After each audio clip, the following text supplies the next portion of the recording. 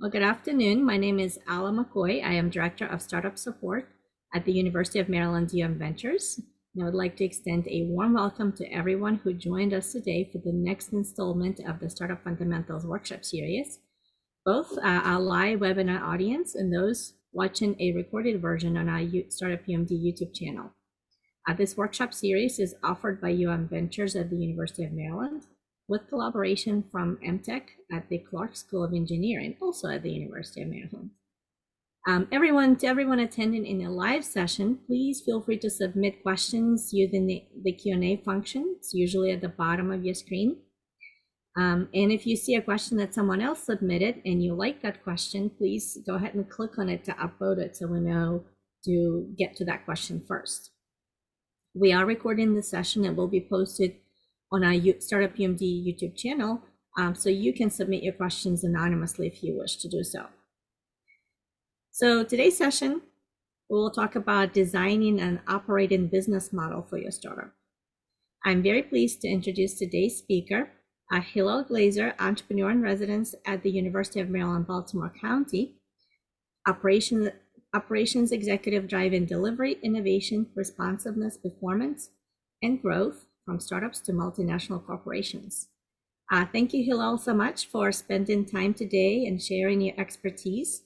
This is one of the several sessions that Hillel will be offering this month, so I hope you will tune in for the next sessions that we're having. Microphone is yours. Please take it away. You can introduce yourself a little bit more in depth, and we can jump into the session. Thank you so much, Ala. Good afternoon, everybody. Well, anytime you're watching this, whatever time it happens to be.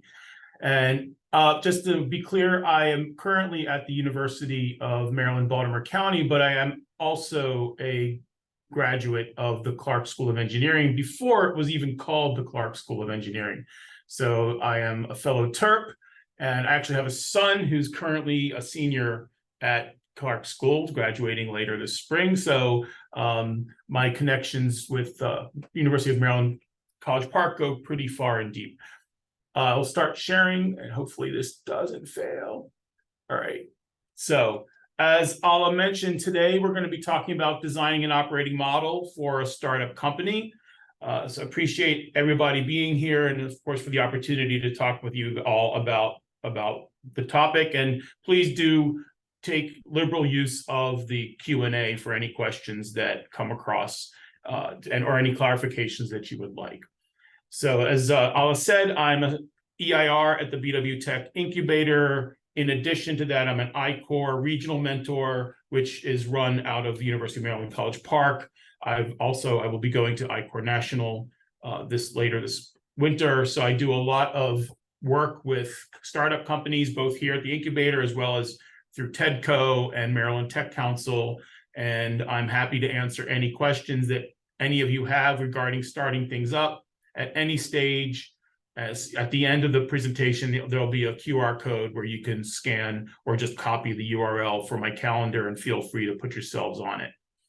So I do a lot of mentoring. I also teach graduate school here at UMBC, so in engineering management. So without any further delay about me, you don't really need to hear more about me. So we'll talk about an operating model. So let's get one thing out of the way pretty early. What's an operating model, right? And perhaps why is this the first time you've ever heard of it? So we'll get to all of that. It's not surprising that you may not have heard of anything like an operating model. We've heard about business models. We've heard about a lot of other kind of models with respect to running or starting a company, life cycles and so on, purchasing, you name it, economic models, all kinds of models. But why haven't you, or what is an operating model? It may not have been fully touched on, and definitely need to get that out of the way before we can have a constructive conversation. So what is an operating model? Well, it falls in place, but of course, now that I've put a Calvin and Hobbes cartoon up, I'll have to give you all a moment to read it, but we'll get that moment shortly. There are several different types of concepts we're going to talk about at least a little bit. An operating model, and how is that different from a business model? And how's that different from value stream? And what's this value creation stuff? I mean, you might not have heard that term before either. So how is it different? What's the difference in value stream versus value creation? And what is that all about? And why bring it up? Of course, where does the operating model fit into your starting your business or running it? And what does it actually look like in practice? So those are the questions that we're going to hopefully answer for you in the next 35 or so minutes, and hopefully have some good conversation after that. But I'll take the moment that I promised you to read the Calvin and Hobbes. And I apologize, Bill Watterson probably had a way of thinking of things that may be a little bit outdated in 2023.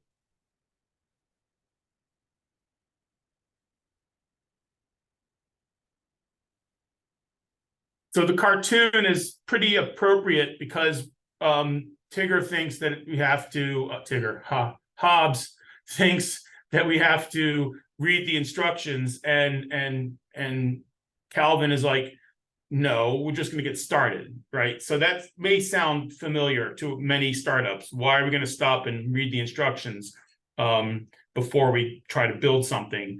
And in many ways, your operating model is the instruction manual for running your company. So it's going to be a theme you'll see. And what does that look like and why is it important? It's not just an academic exercise. It's not trivial. And the fact that we're talking about it, at least in my experience, is indicative of what happens when nobody thinks about it and they're off to the races with their business and somebody else's money, and perhaps their own money too. So first, we'll talk a little bit about models as a concept. This is probably the closest to the most truth about models, is that they're all wrong, because if they weren't a model, they'd be the real thing, but they're not the real thing. They're a model. So they're all wrong. Some are useful. It's not all models are accurate. Not all models even resemble reality. And we use them all the time. We have mental models for things. We have real models for things. We have these idealized models that we see on, what used to be magazines. Now we just see them on film or on TV or whatever. I said film. That's also 30 years out of date. But the models are idealized. They work in some conditions and not in other conditions. And so you really have to understand what the role of a model is. It's ideal, but there are limitations to it. And you need to know what those limitations are. Fundamentally, there's an input, some kind of transformation, something happens, and then there's some kind of outcome. And that's what we're going to talk about mostly, is an operating model, is that input, that something happens then in the middle, a transformation of some kind, and then an outcome. So this is not really about process workflow as much as it may sound at the moment, because we're really not going to be dealing with that per se just yet. So for those of you who have a background in technology or engineering or science, you'll be familiar with this. So in reality, a cow kind of normally looks like that. It looks like, a cow. And that's what it really looks like. But if you're going to model a cow, if any of you have done this in physics one semester or another, it looks like this. In physics, we say, well, let's imagine a spherical object that's got these friction coefficients and this mass, because it's a whole lot easier to deal with a big sphere with a solid, consistent mass than it is with a cow that is not shaped like a sphere. So our math is a whole lot easier with the ball about the size and shape and volume of a cow that's not actually a cow. But we do a lot with it, and usually we're pretty good at it. We're actually not terrible at getting things right. So just keeping that in mind again, not all models are wrong and some models are useful. That's where that you can kind of think about where that comes from. Well, let's move into the basics of an operating model. All right, so here's the most basic unit of an operating model. You have some kind of input, and then something happens, and then there's an outcome. And if you look at what this little, we call it a function, it'll change in a couple of slides. It's no longer called function. It's something happens. That something happens takes time and resources and a whole bunch of stuff that we normally call work. So that's what we're going to call it moving forward. But if you look at what is inputting and outputting from that function or that something happens, it's not just there's a request or an input and then there's an outcome. There are these dependencies and constraints. These are the things you can't do or can do, like the laws of physics or budgets or something of that nature. And so that those dependencies and constraints, maybe you're waiting on information or you depend on something that's out of your control. Of course, then the things that you're doing in that function, you create dependencies. So you're outputting, other people depend on what's going on in that box, that what you're doing, as well as whatever other people's information that they need as an outcome of what you're doing. And of course, then there's also your own resources and your processes, your schedules, your plans, your tools, all that stuff as an input into the function, without which you wouldn't be able to do anything. And you can break this down as deeper as you want. Your business, as you all know, at any stage of development, isn't just this one function, right? It's not, even if you say we really only do one thing, but then you've got to accounting and you've got maybe payroll, and so there's a lot of functions that happen, not all of which are customer facing or market facing. But let's be honest, even the market facing ones, and we cut all that back office stuff out, are multiple of these boxes, and they have, every one of these boxes has all of the other arrows. It's got input, outcome, and dependencies and so on. And so from here on forward, we're really going to be talking about what is in the box, or what's about the box. We're not going to dive into the middle of these boxes, because let's face it, I don't know which businesses you're up to, and I don't know what your challenges are or what you're good at. So really, this is the basic building block of an operating model. So let's first talk a little bit about what I mentioned earlier. What's an operating model versus a business model versus value stream versus value creation, and why am I bringing these things up? Well, I'm bringing them up because we want to distinguish them from other things. So your business model, at its most basic, crude definition, is basically how you make somebody else's money into your money. Now, that may not be how you heard about a business model before, but that's what it really should boil down to. Because you can do a lot of things in a lot of different ways. But at the core, now granted, sometimes it's not, for a nonprofit or for public service, maybe money is not exactly the right unit of measure, but there's going to be an analogy for that unit of measure, some metaphor for it. So let's just stick with the money piece for the moment. How you make someone else's money into your money is your business model. Somebody's going to have to pay for this somewhere, and you need to figure out how that's going to happen. Then there's the operating model, which we're going to spend the most time talking about. And that's how you take someone's need and make that what you do. You meet that need. You make that your outcome, which is very different than the business model, because there's a lot of different ways in which you might be able to turn one person's money into your money, and how you turn that. Usually you're going to deliver something for that money. And so for any given business model, there may be multiple options for you in your operating model.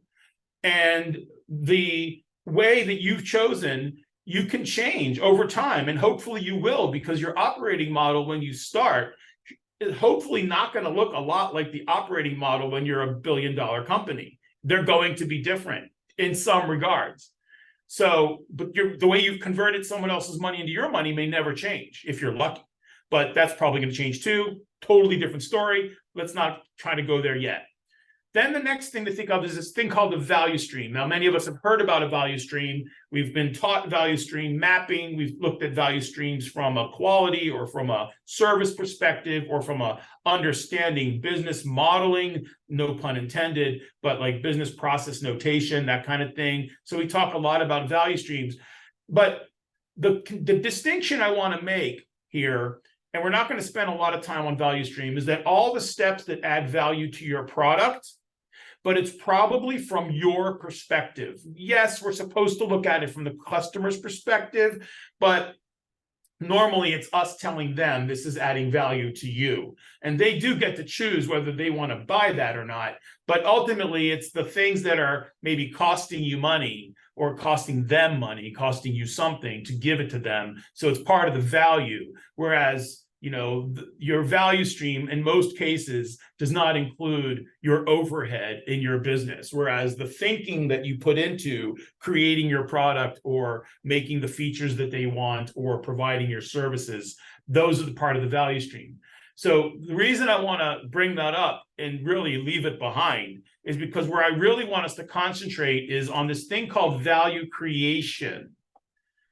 And that's a potentially unique term for most people, because the difference between value stream and value creation is what you're doing to remove the limitations from the customer's realization of value in a way that wasn't previously possible, and perhaps hopefully no one else can do it. And when you strip a lot of pieces of that onion, a lot of layers of that onion away, you're almost always talking about time. Because to a customer, and you may have heard this term in terms of frictionless transactions, and clearly a lower friction transaction is not only good for you, but it's better for your intended audience, for your customers, your buyers, and so on, your clients. And so creating value is usually found in how do you get the outcome of your business to the customer better, faster, cheaper, and in a way that's not better, faster, cheaper necessarily only for you, but it's better, faster, cheaper for them. So you're creating value to them. They are better off with what you're providing than had they not had what you're providing. So you're creating the value because they're better off for it. And that's going to take a central role in a lot of things going forward from here. So where does the opera model, where does it fit, and what does it look like? So first, it fits here, and you can see where I've put it.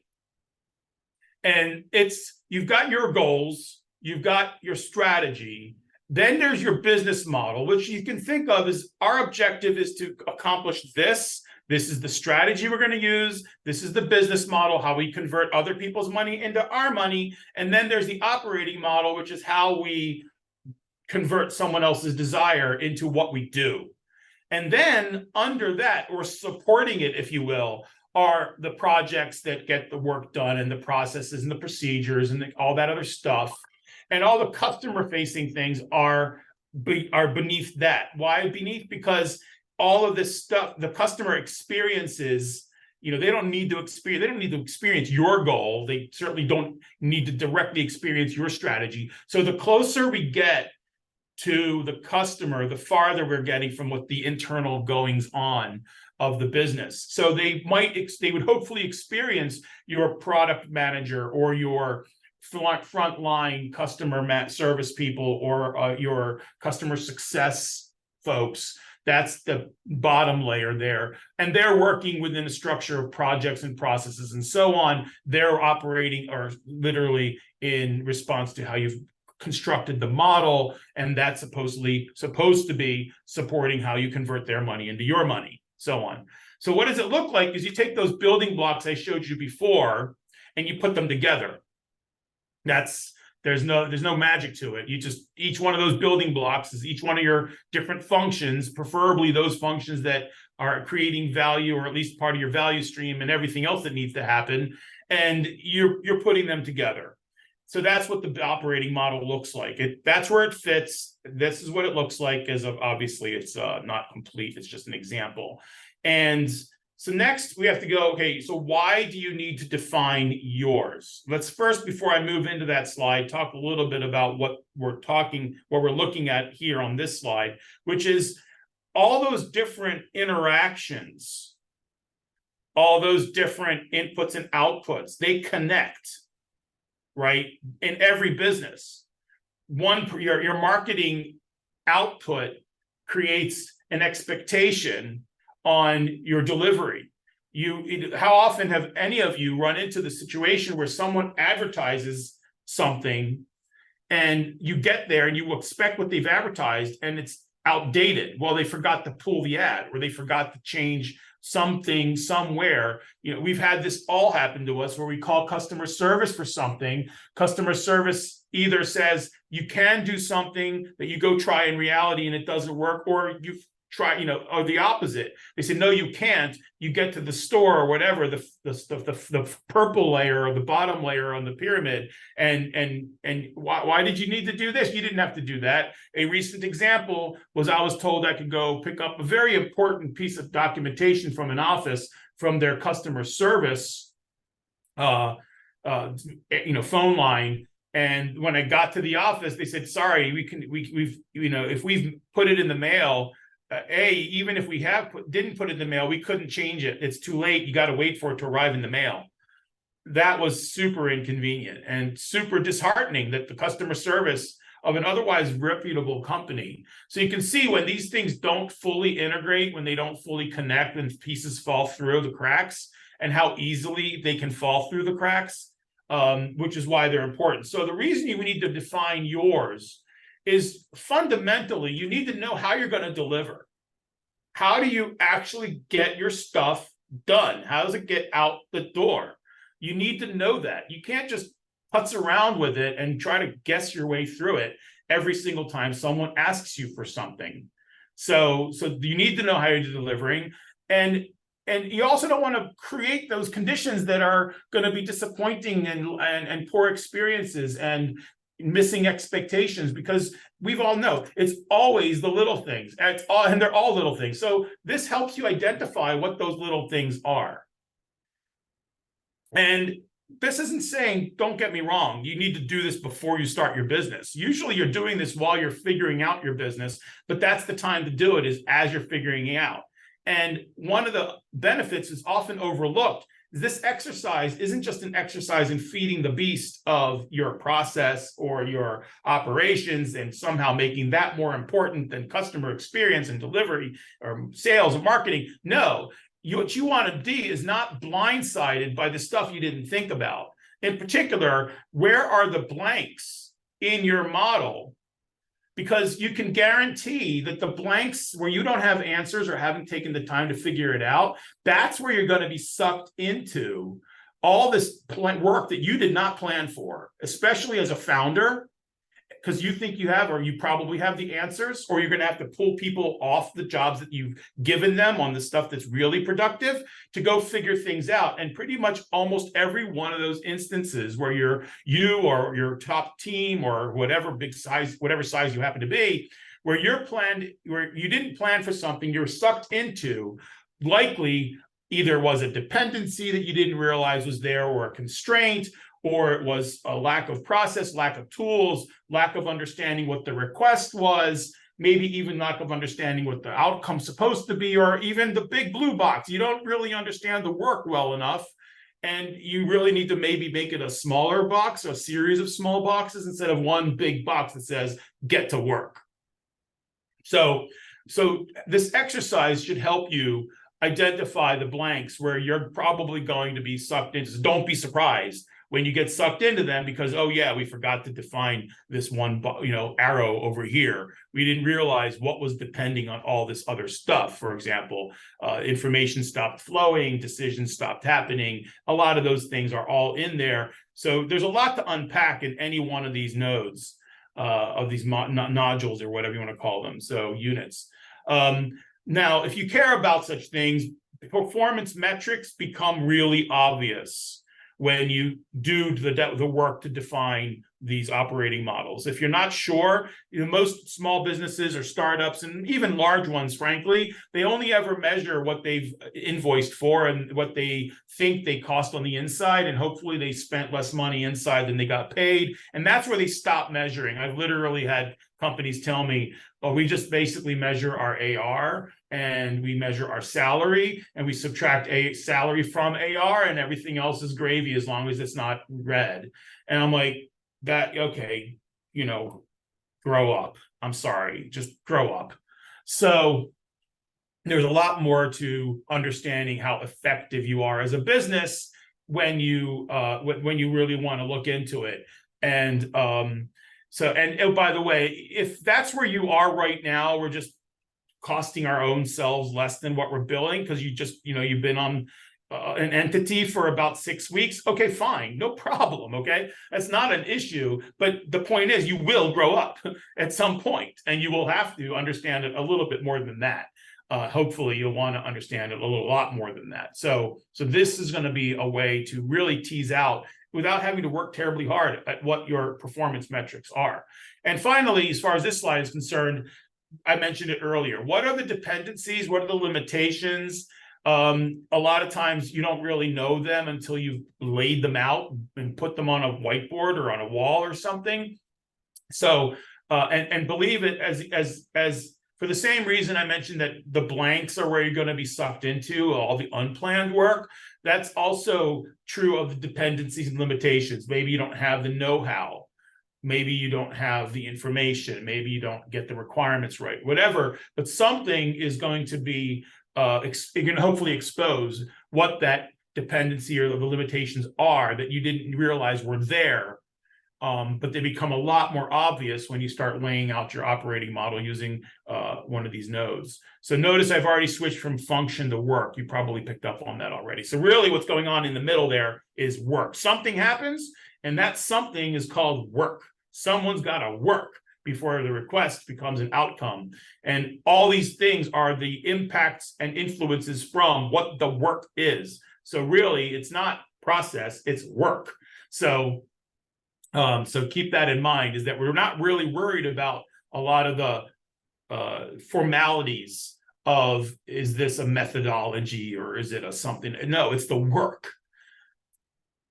In the promo for today's conversation, we were talking about what the services versus products. We're going to go kind of quickly through this because the meat of the conversation has yet to come.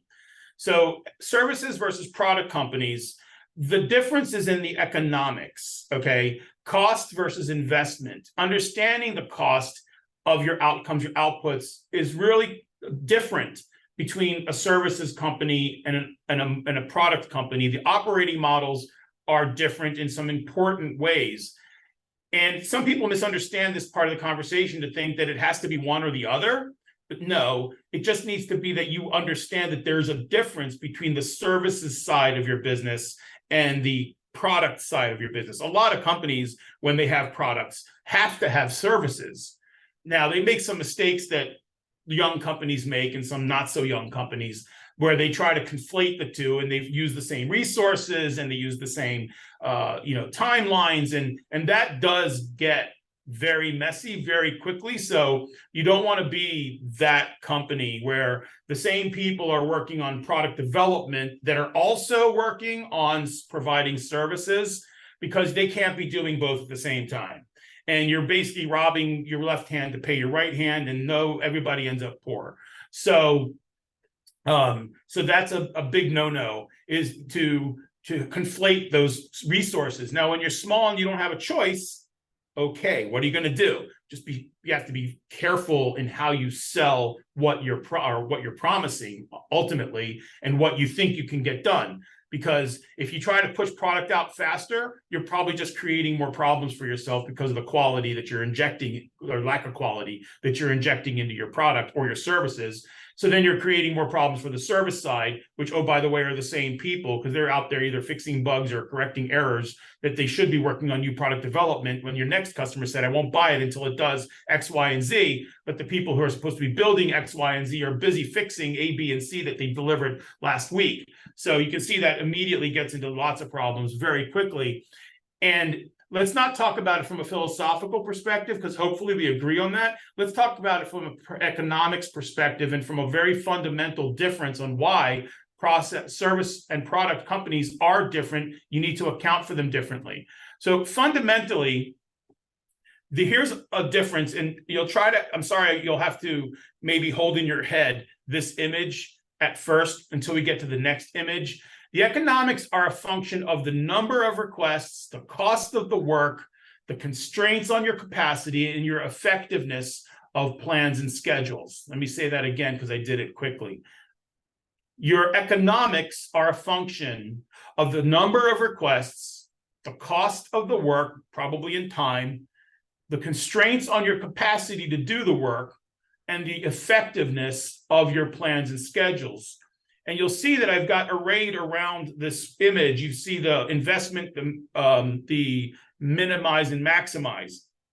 In a services company, you invest in the processes, in the tools, in the resources, in how you plan and schedule, and a bunch of other mostly unseen functions. In a service company, you're investing in that in order to minimize how much work it takes to deliver the outcome. You can think of it as an IT shop. You can think of it as pretty much anything. You need to invest in the more you, the longer it takes, or the more it costs to do the work, the less money you make, the more expensive it is to run your company. So you invest in processes, tools, and so on, so that the work is minimized in order to maximize the total number of requests that you can handle, the total volume of outcomes that you create, and really maximize the use of the tools. You invested in the tools and all that. And if people aren't using them, then you've just lost that investment. Your things are going to slow down. So in contrast, a product company invests in the work first and foremost. It invests in the type of people doing the work, in the innovation, in the ability to get the work done right. So you would really put a lot of investment in the work first. Ultimately, you don't care in many ways how it got done. You want it to get done, so you'll invest in that work. Yes, you'll eventually invest in processes and tools, but that's in service of the work as the investment. You want to maximize the outcomes. The more features, the faster they get out, the more money you'll make, those kind of things. And you need to minimize the influence of new requirements, of those constraints and dependencies, and fundamentally minimize the dependency on your tools or processes. Because as a product company, you don't get paid until you delivered it. And you have to deliver it at a price that people are willing to pay. So you need to invest in how the work gets done so that you can get it done faster. So the difference in when you look at the difference between a product company and a services company, and why do I say that the economics are different? It's different right here, because in one, you're trying to invest in the work to maximize delivery, and in the other, you're investing in the process and the back office to minimize the work. So just from an investment perspective, and then when you start moving people around, you're now futzing with where's the investment? Where are you actually, spending money? You end up spending the money that you're supposed to be doing one thing on doing something that doesn't make you any money, or at least doesn't make you the amount of money it's supposed to make. So good question to come up at this point is, when do you need to start thinking about it? Well, so the answer might actually surprise you, or at least frighten you. It starts with something most of you should have heard of by now. It actually starts with customer discovery, which is a little strange because that doesn't sound anything operational. But bear with me for a little bit. It starts with customer discovery because let's look at it from from someone with an idea that's going to save the world. Well, we all know from customer discovery that if there is no customer, there is no market, right? Well, if there's no market and there's no customer, then if you don't have a problem to solve, if you're not solving it for a customer, then there's not going to be a customer. So forget the market. If you're not solving a problem somebody actually has. So someone actually has to have that problem in order for you to be solving it. And that someone has to be working somewhere where there's a role for them to do because somebody wants it solved. So somebody they work for wants it solved. So there's actually a person in a role with a problem that you're going to solve. And if that doesn't happen, there's no market. Well, that company needs to actually want to solve it, cares to solve it, and fundamentally knows how to spend the money to solve it. So if it's not a priority to the person spending, then they're not going to spend it. They don't spend it. They don't have the need. They really don't need it if they're not willing to spend. Then they don't actually have someone in that role. You haven't found them. So this all breaks down right there at the whole, is there a customer with a problem that you can solve, that someone's willing to spend the money to go solve because it makes a bigger problem go away for a larger entity. And your operating model has to be designed to deliver value or to create value in a way that the customer wants to spend that money and how they want to spend it and on what they want to spend it. And that might not be constant. That's probably going to shift a lot like the tides and sand. So you have to constantly adapt to your customers, your market spending approaches, which totally sucks. Okay. But that's the reality. If you were thinking you could build your business once and then run it forever, I hope I'm not the first to tell you that that is just almost impossible. You might get lucky. Don't count on it. So you're probably not going to be able to just build it once and solve it forever. You're going to have to constantly adapt. So the question is, constantly adapt to what? And yes, you'll have to meditate. I'm kidding. You'll constantly adapt to what? It is a ponderous question. What does that mean to you? What does it mean? You're constantly changing? That is frightening. So I'm not going to scare you exactly yet, because some of you might have decided to close up shop just thinking about constant change when you're barely able to get rolling and get any momentum. No. What if it actually means that you can always be ahead? And if you're always ahead, you're never reacting. And so understanding what that operating model is actually allows you, instead of constantly reacting and constantly adapting, it's being ahead and not reacting. It's being able to handle the change, to roll with the punches, to ride the wave and not get drowned every time a wave comes along. You're able to take advantage of it. Fundamentally, if you don't know your buyer, you can't know your operating model, which is why it starts at customer discovery when you want to start thinking about it. Because the idea is that, again, I'm reminding you, the first two bullets are your buyer determines whether or not they're receiving the value, and your operating model is how you make someone else's need into your outcomes, which means that your operating model is how your outcomes create customer value. Cut through all the red tape. Don't make it, make it as frictionless as possible, and getting the customer what they want with the least hoops or hurdles to jump over or through. So that sounds daunting. It doesn't have to be completely daunting, because it really boils down to a very straightforward concept. You want to shorten what happens between any event, whether it's internal or external or market-driven, the event and the time it takes you to respond. Now, that's not the time it takes you to start a response, not the time it takes you to figure it out, to start figuring it out, but to have a ready response. It's like if this, in the lower right image, was a 911 call center. When you call 911, you don't want them to figure out for the very first time, every time you call, whether this is a call for the fire department, an ambulance, or for the police.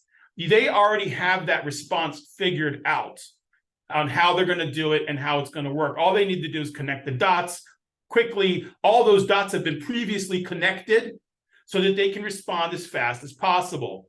And that's going to be true in your operation as well. The distance and time between when something happens and your ability to respond is where all of your time goes. You need to know where that time goes. If you're figuring things out, your time is going there. If you're waiting to hear from the customer through customer complaints, your time is lost there.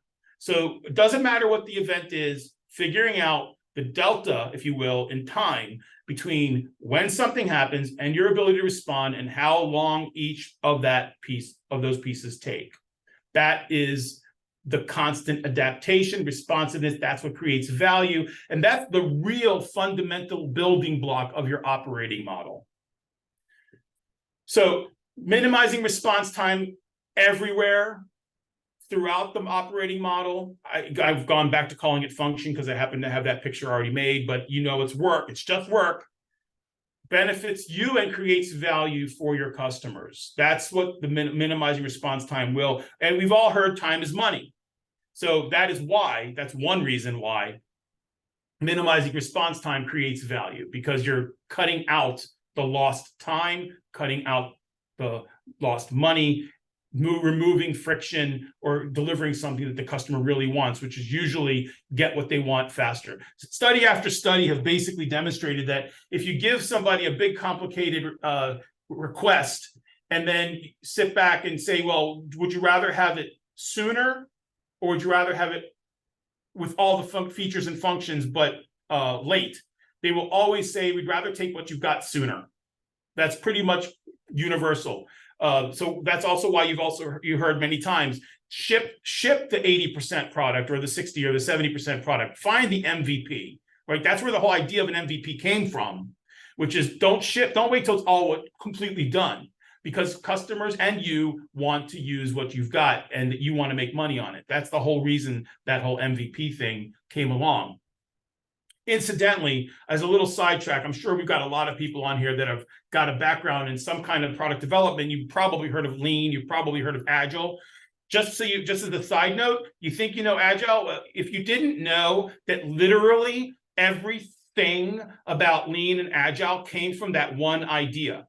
It literally started way back in like 1870 or something like that, when the idea came to the guy who we now call Toyota. Wasn't Toyota then, who had a D in his name.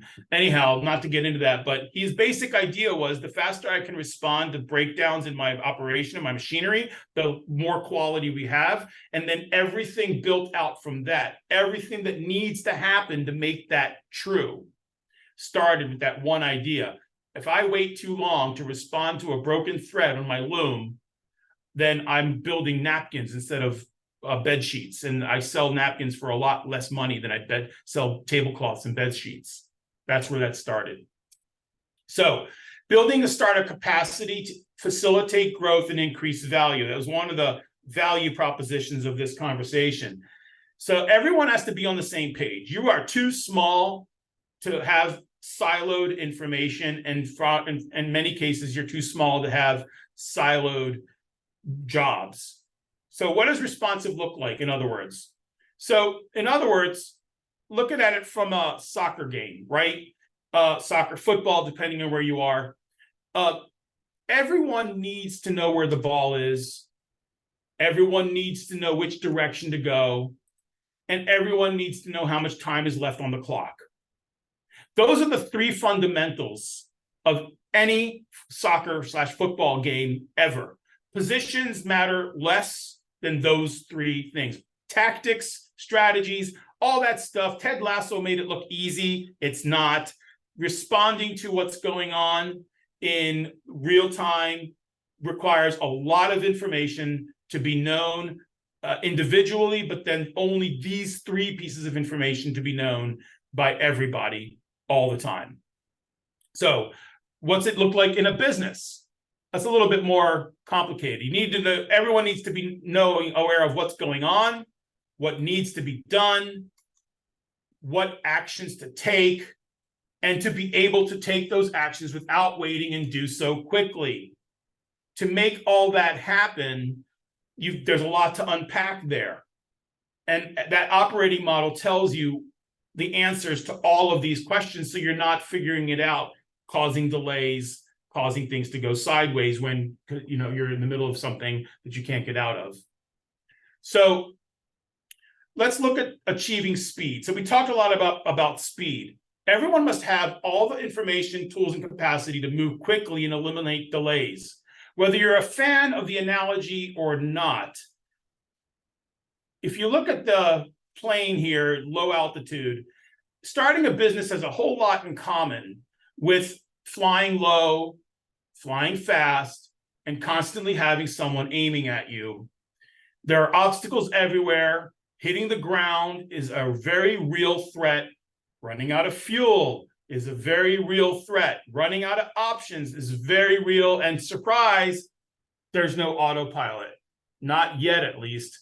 And this plane actually, all of those matter, all those match. The metaphor works in every kind of way. So whether you're starting out well, typically when you're starting out, you don't have the luxury of compartmentalizing information or capabilities. Everybody must be willing to pitch in because you don't have time to wait for approvals or the information that you need or what needs to be done next and figuring out what does done look like. That whole business about done and done, you do that ahead of time, right? That's why they do it ahead of time in Agile, because they don't want to figure it out going along the way. So normally, if you're taking the time to figure out what done looks like, you're losing time, except, in Agile, we build that in. But if you're not, let's stay out of the Agile conversation for a second.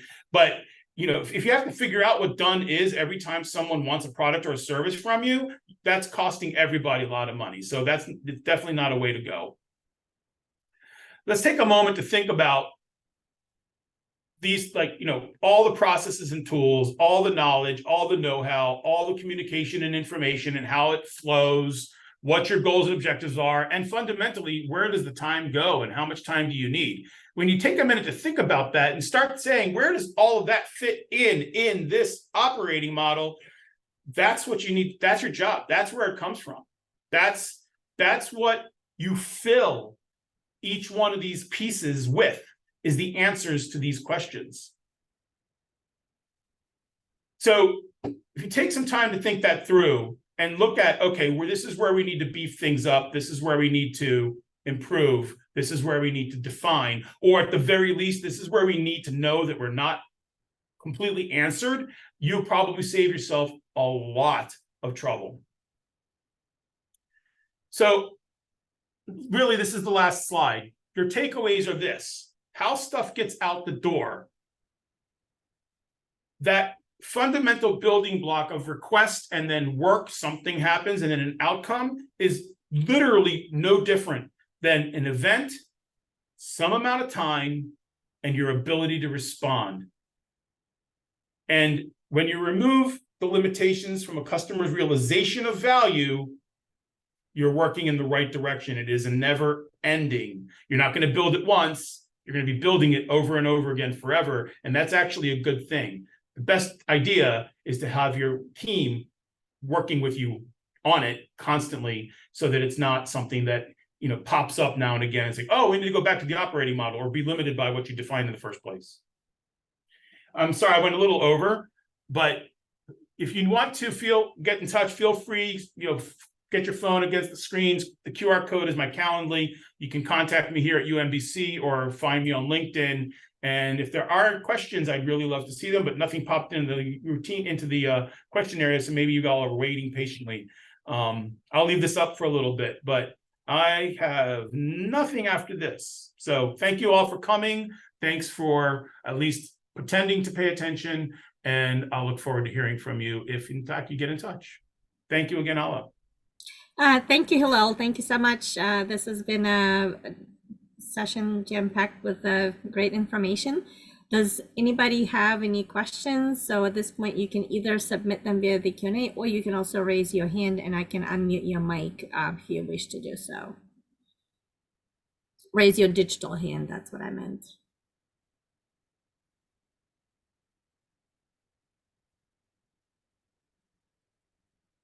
I don't see any questions. We will be posting this session on our YouTube channel, and if anybody would like to have a copy of the slides, please let me know. Hillel posted information on how to get in touch with him. So you can, if you think of any questions later, you can submit them via email to him. Actually, we have a few questions there. Would you like me to read them? I can see them. So it popped almost identically at the same time, so there you don't know which one came in first. Some of the fundamental differences between service offerings and product companies. Really, a service company is going to be limited in many cases by headcount. They're going to be limited by the effectiveness of that headcount. So what the service company is looking at is when they get paid while they're doing the service. It's important, though, that sometimes what appear as service companies are actually product companies, like when you're building custom software or custom solutions, it appears as a service. And while on one hand, you have to price it and do the economics that way. On the other, you have to actually figure out what your budget is using processes and operating models that are on the product side of things. So even though you're getting paid for the product, you're actually really running it more like a product company, and the economics need to be worked out as a product company. And then however many different products you're producing is going to be different teams. And then so you're scaling in terms of how many projects you can simultaneously run with independent teams. So that's an edge case. It's not so much edge, but that's an edge case where the edge between product and services. But pure services companies, anything that is, you're getting the value while it's happening, like an Uber ride. You're getting the value while you're riding the car and when you get to your destination, or lawnmower services, or beauticians, or education, right? You're getting the service while it's happening. That's what's getting paid for. Then product companies are in anything that you're selling as a product, like, you name it, you've got a product, whether it's software, hardware, the product is a thing that you are going to maximize the difference between what the customer is willing to pay and what you charge for it. And you're trying to get, and what it costs you to build ultimately by your total cost of goods sold. And so you need to, sell it as high as possible, as long as you're willing to pay for it and what it actually costs you internally. But the more of those objects you sell is going to drive your profit. You can't just sell the one. If you're selling one of one thing, only one ever, you're really a services company. Is there a written example of an operating model? I'm not sure what you mean. You can certainly Google operating model, but most of the ones that you'll find take the form of a bunch of these pieces of the puzzle, a bunch of those cells connected together in some way. It's going to change a little bit depending on obviously what you're doing, but each one of those functions, whether you think of it as Kanbans, swim lanes on your Kanban, or states functions of Kanban or something like that, or you just think of it as, you can map out your business workflow and start with the business workflow, but then make sure that each piece of that has all the pieces around it. So one of the dependencies can be regulatory approval process for a service that did not exist in the market before. Does it take too much time? How to overcome this? Any suggestions? Yeah, so a regulatory approval process is a great example of what happens to a lot of businesses. And the best way I've found to deal with regulations is there's several types of regulations. There's certain types of regulations on your process, and then there are other regulations on the product that you're producing, which is an interesting situation because to deal with process regulations, you want to build your operating model so that it includes the accounting for those regulations. If the regulation is built into the operating model, then you don't have to worry about it at the end when you produce the outcome to compare what you did to the regulation, because you then take the requirements of the regulation and you literally engineer your operating model to include all the steps necessary to comply with the regulations, so that it just becomes a natural part of running the business. From a product perspective, sometimes there's a testing piece that's out of your control because you have to send it to a third party. They have to do all the test and evaluation. You don't have any control over that. That's a completely different situation altogether when you're dealing with a third party that you don't control, just like if you were dependent on any other vendor.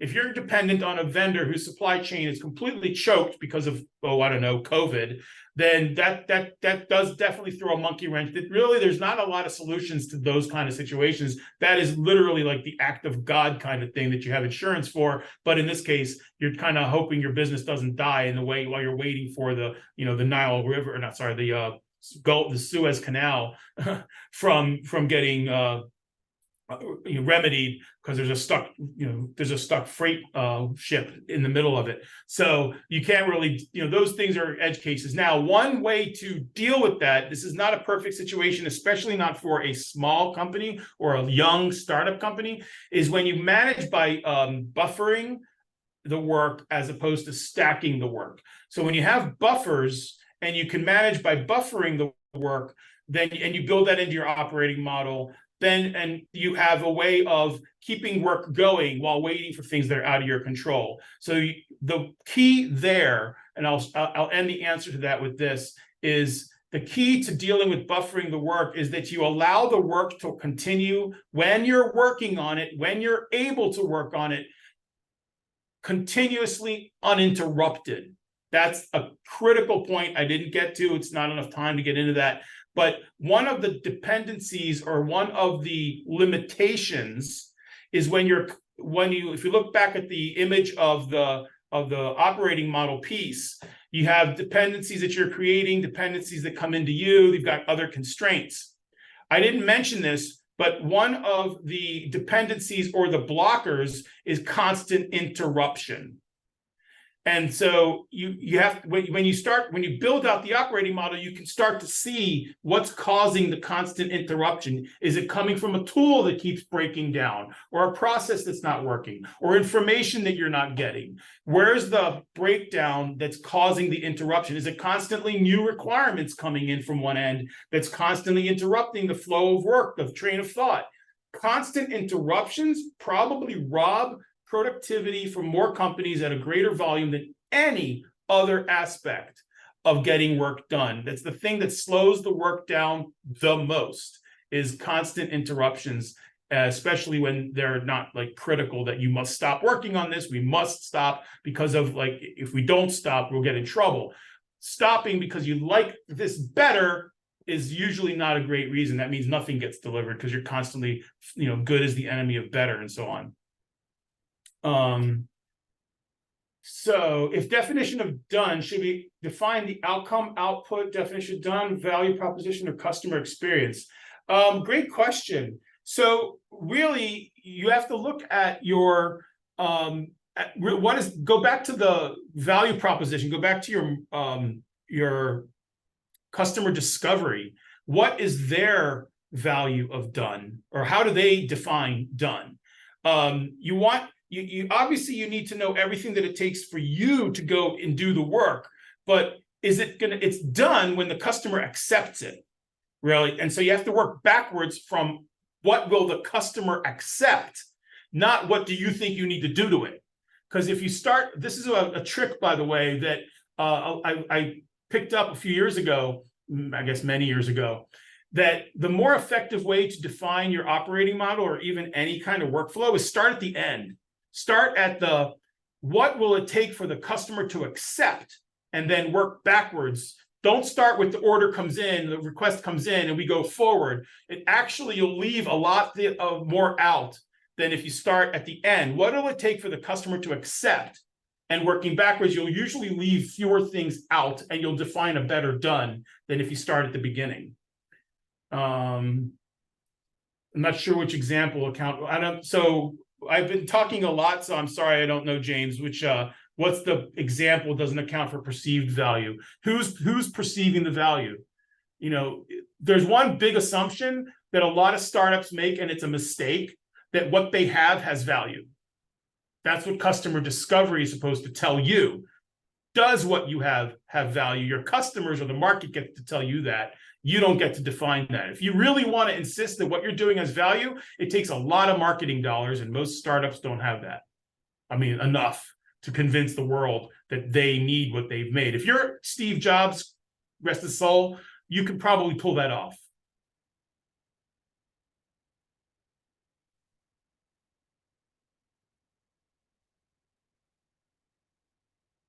I'm just looking to see if that was all the questions. And thank you so much, by the way, to everyone who is submitting questions. I think that was it. It is 1 o'clock, so I guess. Perfect. That's perfect timing. Well, thank you so much, Hillel. This has been great, and we look forward to your next session. And thank you so much to everyone who attended, and please come back soon for Hillel's next session with more questions. Thanks, everybody. Thank you so much.